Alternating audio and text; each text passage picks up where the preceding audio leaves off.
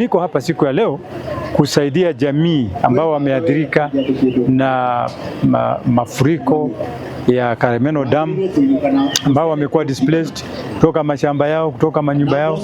wamekuwa integrated, wanakaa na jamii wengine. Kwa hivyo niko hapa siku ya leo, nimewaletea chakula, na sio leo peke yake, nimeleta chakula wiki toka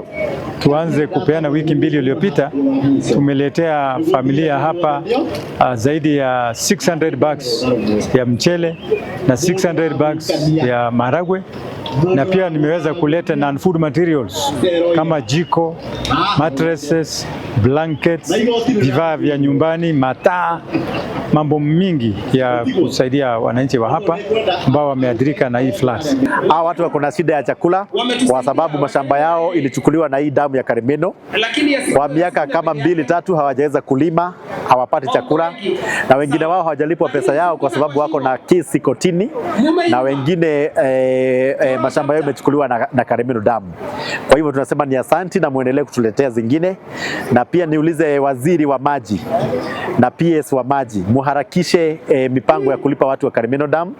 ndio waweze kulipwa, waondoke waende wakuwe na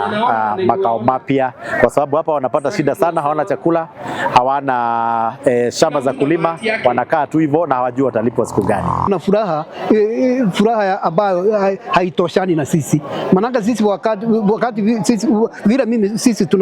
tunataka kama waadhiriwa wa Karemeno Dam, tunataka tupatiwe pesa yetu, tuondoke hapa, tuende tukatafute mahali pengine pa kukaa. Kusema ukweli, tungependekeza wale ambao hawajalipwa walipwe, ili wakatafute sehemu zingine za kukaa, kwa ajili nyakati hizi tuko na mvua, kuna shida nyingi sana ya umbu.